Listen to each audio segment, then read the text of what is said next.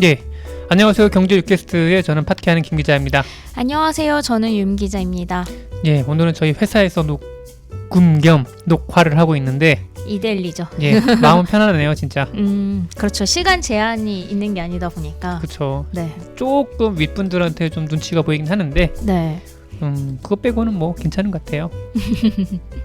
오늘은 저희가 정확히 말하면 제가 금융부에 있는데 네.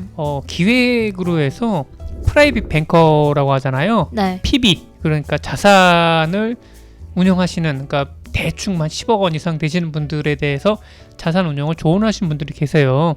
네. 뭐 펀드 상품 팔기도 하고. 그쵸. 어쨌든 간에 그러니까 있는 사람들한테 조언을 하고 그들도 어떤 해박한 금융 지식을 갖고 있기 때문에 네. PB들한테 많이 또 물어보기도 하고 저희도 많이 조언을 구하기도 해요. 그래서 저희가 한 100명한테 네. 은행, 증권, 보험 100명한테 물어봤어요.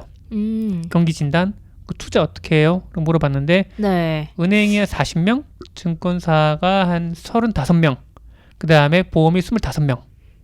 이렇게 해서 물어봤습니다. 결과는 어떻게 나왔나요? 일단은 현금성 자산에 투자를 해 놓아라. 네. 요거를 당연하게 말씀하시더라고요. 아, 현금성 자산에 예. 투자를 해 놓아라. 사실 뭐 그전에도 저희가 이 얘기를 많이 했었죠. 근데 네. 했었는데 PB 100명의 뭉태기로 얘기를 하니까 네. 설득력도 높아 보이긴 하더라고요.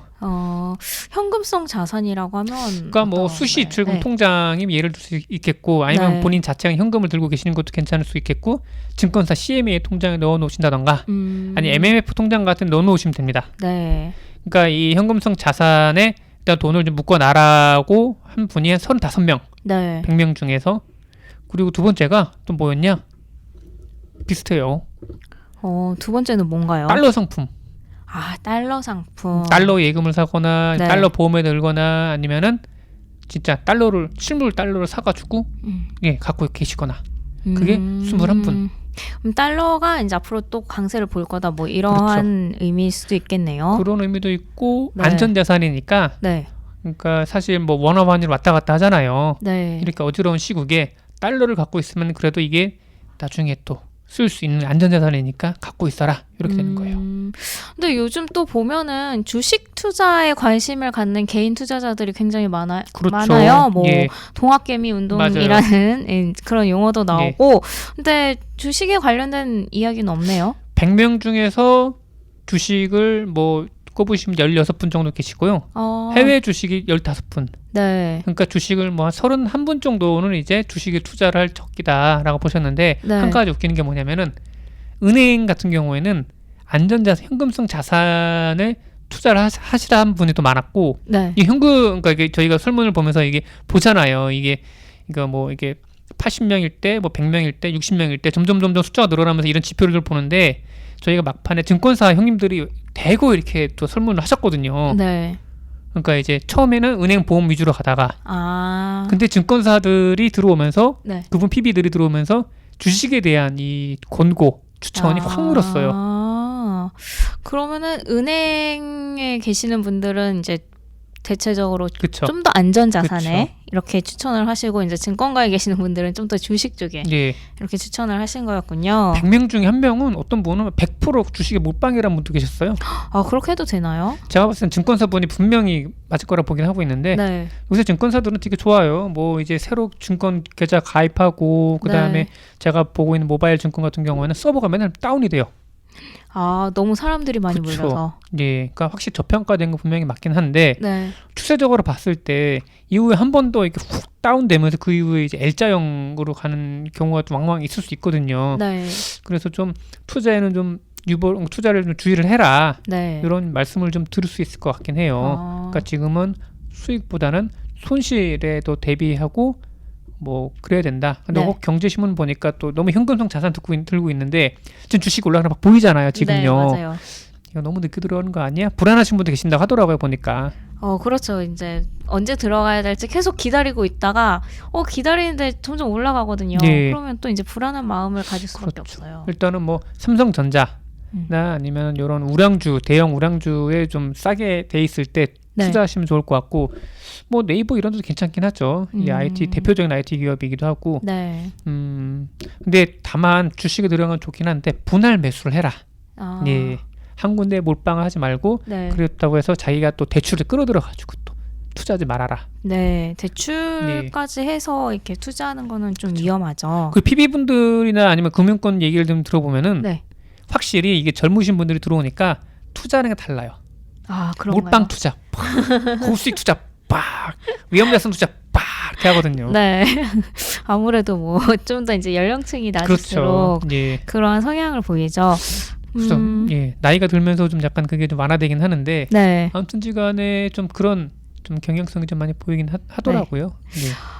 그렇다면 PB들이 또 되도록이면 피했으면 하는 그런 금융 상품이 있나요? 그러니까 주식은 어쨌든 추세가 예측이 가능하잖아요. 네. 근데 예를 들면은 뭐 회사채인데도 정크펀드 같은 경우에는 약간 비우량 회사채 같은 경우에는 이자는 많이 줘요. 네. 이자는 많이 주는데 대신에 부도가 나버리면은 못 받게 되는 거잖아요. 원금을 그렇죠. 손실 입는 거죠. 예, 사실 뭐 전 세계적인 채권 뭐 펀드를 보면은 정말 이런 정크펀드에 투자를 잘해서 고수익 네. 올리는 거 너무나 많긴 해요, 진짜. 근데 하이리스크 하이리턴은 상식 같긴 한데 그래도 이제 하이힐드 그러니까 높은 뭐 수익을 정크펀드에 대해서는 투자하지 말아라. 이게 왜냐하면 금융도 힘든 상황에서 네. 실물 경제도 힘들어지고 이 얘기는 뭐냐면 기업도 힘들어진다는 얘기가 되는 거거든요. 그러니까 좀 가뜩이나 회사 상황이 안 좋아서 높은 금리를 줘서 회사채를 발행하는 회사인데 네. 그런 회사일수록 지금과 같은 시점에 쓰러질 확률이 높은 거죠. 금리가 높으면 높을수록 그만큼 위험이 크다는 그렇죠. 의미죠. 예. 그래서 뭐 예를 들면 예전에 지금은 많이 사라졌겠지만 옛날 동양그룹 사태 때 보면은 동양그룹이 내부에서 이제 유동성 위기에 몰리니까 다른 은행도 돈 안 빌려주는 거예요. 네. 그러니까 자기네 그 회사채를 높게 해서 동양증권에 팔았던 거 아니에요. 그러니까 그것도 모르고 사셨던 분들, 수익 좋네 하고 사셨는데 회사가 망해버렸어.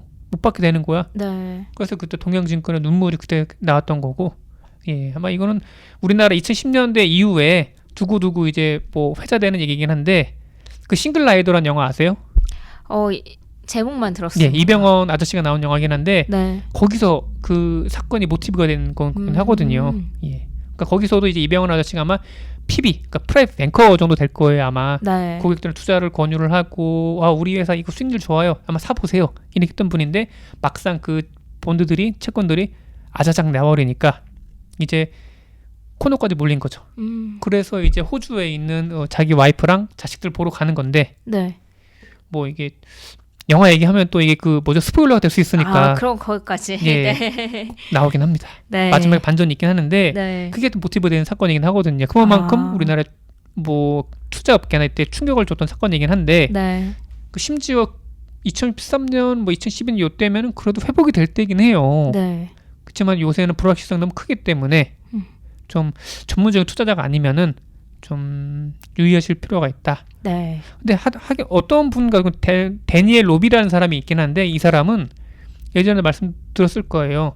2012년도에 이제 그렉시트라고 하잖아요. 네. 그리스가 이제 유로존을 탈퇴하느냐 마느냐를 놓고 이제 한창 실갱이를 할 때 그때 그리스 채권을 싸게 샀어요. 그리스가 이제 국가 부도 위기에 있으니까 네. 당연히 채권값도 떨어졌을 거 아니에요. 수익률은 높고요. 그렇죠. 네. 사고 있다가 뉴스를 기다린 거죠. 기다렸는데 그리스가 유로존에 남겠다라는 게 뉴스가 나왔고 그에 네. 따라서 유럽 중앙은행이랑 IMF가 구제금을 하겠다 하니까 네. 이제 그리스에 대한 부도 위기가 낮아진 거잖아요. 네, 맞아요. 그에 따라서 그리스 채권 가격이 높아지고 네. 그래서 그 차액을 거둬가지고 수익을 내긴 했거든요. 근데 이런 부분의 투자 같은 경우에는 정말 거시경제나 아니면 여러 네트워크를 통해서 경제를 정말 잘 하시는 분들이 하는 건데 네. 잘 모르신 분들이 하이힐드 본드에 들어갔다는 큰일 날 수 있어요. 네. 뭐 파생상품도 마찬가지입니다. 예. 그렇죠. 또 다른 얘기도 있었나요? 부동산에 대한 부분을 네. PB들도 네. 불안해하더라고요. 그러니까 이게 비우량 회사채에 대한 투자를 마다해야 되는 거는 상식이에요. 네. 지금으로선 당연히 투자자로서 해야 될 일이긴 한데 그 다음에 이제 부동산인데 100명 중에 20명이 부동산을 투자 상품으로 추천하지 않는다고 했어요.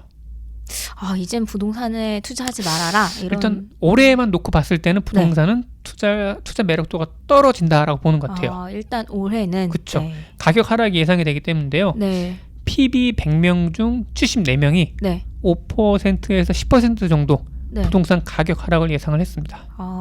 그러면은 이제 거주를 위해서 부동산을 살까 말까 이렇게 고민하셨던 분들은 올해를 좀 기회로 보실 수 그렇죠. 있겠네요. 올해가 기회가 될 수 있긴 한데 근데 2017년이나 2018년도 비교해 봤을 때 또 너무 또 고평가되는 것도 있고 여전히 그렇죠. 높군요. 게다가 또 금리가 낮은 상태이고 그리고 이런 뭐 사실 투자 목적 부동산 같은 경우에는 서울 같은 경우에는 음마 아파트는 강남 3구에 많이 몰려 있는 거긴 하잖아요. 네. 그러니까 그 아파트 같은 경우에는 뭐 평당 1억씩 올라간다고 하면은 그 아파트의 가격이 5% 정도 떨어진다, 10% 떨어진다고 치면은 다른 부분의 가격은 어떻게 보면 덜 떨어질 수 있긴 해요.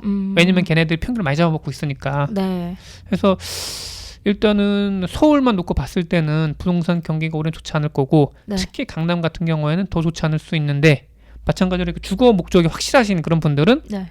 오히려 뭐 조금 더 이게 선호도가 높아질 수 있고 그 최근에 한 올해 초까지만 해도 평택이나 인천이나 이런 그 주택 대출 규제가 덜한 지역은 오히려 약간 더 오르긴 했대요.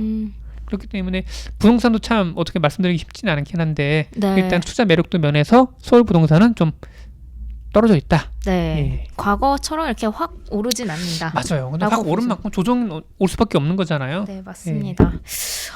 또 궁금한 점이 있는데요. 그러면 코스피 2000은 언제 다시 돌아올까요?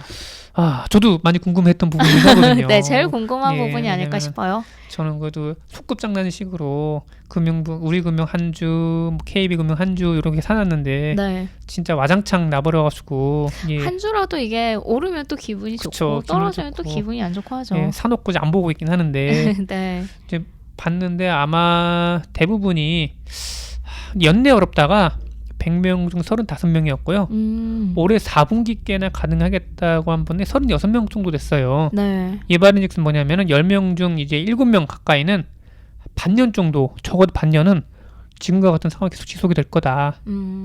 코스피가 아마 2000을 앞두고 박스권에서 왔다 갔다 하거나 네. 아니면 한 번 더 훅 내려간다거나 네. 그럴 상황을 맞을 거다. 네. 그래서 어떻게 보면 현금성 자산을 갖고 계신 분들 입장에서 봤을 때는 올해까지는 그래도 매수 타이밍이 있을 것 같긴 해요. 이 부분을 봤을 때는. 너무 지금 못 샀다고 해서 지금 너무 이제 절망할 필요는 없는 그렇죠. 거겠네요. 아니 그리고 또 보면은 이게 주식 투자가 네. 물론 뭐 하나의 그러니까 배당이나 아니면은 뭐 자기가 잘하는 투자를 해서 괜찮긴 한 그런다면 괜찮을 것 같긴 한데 일확천금을 위해서 주식 투자하는 건 아니라는 생각이 드는 게 예전에 그 2000년도 이게 하나의 속설이긴 한데 금감원에서 기자들을 턴 적 있어요. 그 얘기. 그쵸, 저도 유명하죠. 들었죠. 예, 네. 증권 담당 기자는 유명한 얘기잖아요. 네. 이게 혹시 기자놈들이 이거 기업이랑 짜고 내부 교류를 하는 거 네, 아니야. 네. 미리 정보를 알 수 있으니까. 실제로 미국도 그런 사건 왕왕 있었으니까 기자가 네. 연루돼가지고 털었는데 제가 알고 있는 내용이랑 또 윤 기자님 알고 있는 내용이 다를 수 있긴 한데 비슷할 것 같습니다. 200명을 털었는데 네. 거기서 수익을 본 사람 2명 정도 해가지고 덮었다고. 급하게 덮었다고. 네. 그 수익도 큰 수익이 아니라 정말 그쵸. 미미한. 예. 그러니까 국내에서 증권 뭐 애널리스트 만나죠, 기업들 분석하죠, 다양한 정보를 많이 알 것 같은 심지어 기자들도 수익을 본 사람이 얼마 안 되니까. 네. 그래서 뭐 주식 투자에 대해서 하나의 재테크 수단으로 여러 가지 분산 투자 하나로 하는 건 괜찮긴 한데 몰빵 돈을 벌기 위해서 들어가는 거는 좀 지양해야 될 부분인 것 같긴 해요. 그리고 기자들도 사실은 주식 투자를 하면 그러니까 안 하는 게 맞긴 맞는데. 그쵸. 네. 예. 그래도 이제 어떻게 이게 증시가 돌아가는지 알기 위해서 이제 조금씩 하시는 분들도 계시거든요. 그렇죠. 제가 듣기로는 아마 그 특정 기업에 한 몇천만 원 기준이 있을 거예요 아마 내부적으로. 그러니까 뭐 지분율이나 퍼센트가 있는데 만약에 예를 들면은 제가 특정 중소기 코스닥 기업에 한 몇천만 원 정도 갖고 있어. 네. 그럼 감시 대상이 되는 거예요. 그렇게 갖고 있으면 안 되죠. 그렇죠. 예. 네. 그렇기 때문에 저는 그래서 주로 이제 투자를 한다면 요새 ETN이나 ETF 같은 경우에는 네. 지수형 상품을 좀 많이 좀 보고 있긴 하거든요. 네. 저도 사실 자신은 없고 주식 종목에 대한 자신이 없는데 그래도 ETF나 ETN이나 아니면 다른 뭐 DLS 같은 경우에는 거시경제를 보고 좀 미리 예측을 할 수 있을 거라는 막연한 기대감을 갖고 있거든요. 경제 전망을 보고 이제 그쵸. 투자를 하는 거니까. 그럼에도 깨지고 있습니다. 정말 이 말인즉슨 정말 쉽지 않다. 네, 쉽지 않다는 얘기입니다. 의미겠죠. 네. 네. 그렇다면 경기 상황에 대한 판단은 어땠나요? 저는 근데 물어볼 때 디플레이션이라는 단어를 써가면서 물어봤거든요. 근데 사실 근데 경제지 네. 기자가 디플레이션 단어 함부로 쓰면 안 되긴 해요. 네, 함부로 그쵸. 쓰면 안 되죠. 경기는 심리잖아요. 네. 예, 더군다나 뭐 신문 헤드라인에 디플레이션 딱 써버려버리면은 사람들의 심리나 이런 게 확 움직이기 때문에 공증된 뭔가 그렇지 않으면은 이게 신중한 단어이긴 한데 일단 그래도 물어봤는데 네. 3분의 2 정도가 코로나에 따라서 우리나라가 디플레이션 국면에 들어갔다 이렇게 얘기를 하더라고요. 이게 62명 정도. 네. 그러니까 상당히 최근 경기에 대해서 부정적으로 보는 건 맞는 것 같아요. 그렇죠. 확실히 실물 경제는 좀 약간 부정적으로 많이 전망이 되고 저만 해도 이제 지난달 뭐 이렇게 지난달 3월 네. 한 달은 정말 완전히 풀로 재택근무를 했는데 확실히 재택근무를 하다 보니까 소비 금액이 확 줄었더라고요. 이런 걸 보면은 실물 경제 자체도 좀 많이 안 좋아지지 않았을까 싶습니다. 맞아요. 저희 통장 잔고를 보는데 네. 생각보다 좀 남아 있더라고요. 네. 그러니까 저희는 이제 월급쟁이들이니까 따박따박 들어온 돈들 있잖아요. 아직까지는요. 네. 근데 일단 나가지 않으니까 돈을 안 쓰게 되더라고요. 네. 네. 그러니까 그렇죠. 자영업 하시는 분들은 정말 힘드실 것 같다라는 생각을 들었습니다. 네, 그렇죠. 또 뭐 다른 내용이 있었나요? 전반적으로 그러니까 좀 신중한 투자를 많이 당부하는 게 있었고요. 근데 네. 보니까 좀 PB라고 해서 물론 뭐 다 전문가 같긴 한데 그 중에도 별난신 분들도 좀 계시긴 해요. 보니까 그리고 또 원자재에 대한 것도 보니까 많이 부정적으로 보시더라고요. 그쵸. 채권 투자도 부정적으로 보시고 채권 투자를 왜 부정적으로 보시냐 딴 게 네. 아니라 채권 값이 이미 많이 올라 있기 때문에요. 사람들이 이미 채권에 투자해 놓은 상태이기 때문에 네. 그러니까 그 말인즉슨 뭐냐면은 채권에 대한 가격이 올라가 있다는 얘기가 되는 거거든요. 그러니까 제가 만약에 채권을 사고 거기서 나오는 이자를 받아먹는 그런 게 아니라 채권에 대한 운용을 할 거라고 하면은 네. 지금은 채권에 들어가기 좀 늦었다. 예. 그렇기 때문에 채권이랑 원자재는 비추천 네. 그 투자 종목에 들어가야 더라고요. 근데 이렇게 딱 전반적으로 봤을 때 그냥 현금을 갖고 있어라 약간 이런 느낌이에요. 그렇죠. 네. 예, IMF 때도 보면은 네. 현금 부자들이 보면은 싸게 나오는 걸 저가 매수했잖아요. 부동산도 네. 그렇고 뭐 상가도 그렇고 그리고 주식도 그렇고. 네. 그러니까 이게 아마 이번 일을 통해서 좀 아마 양극 하나 더 벌어지지 않을까. 있는 분들은 더 돈을 많이 버실 기회가 되는 거고 네. 지금 기회가. 근데 없으신 분들은 정말 이제 그나마 이제 더 힘들어지는 네. 그런 게 되지 않을까. 그렇게 그 부분에서 약간 우려스럽긴 합니다. 네. 오늘 여기까지 좀 말씀 좀 해드릴게요. 네. 감사합니다. 감사합니다. 네. 저희 방송 잘 들으셨나요? 질문 있으시거나 궁금하신 점 댓글로 남겨주세요. 여러분의 좋아요와 구독이 저희들에게는 큰 힘이 됩니다. 항상 믿을 수 있는 방송이 되도록 노력하겠습니다.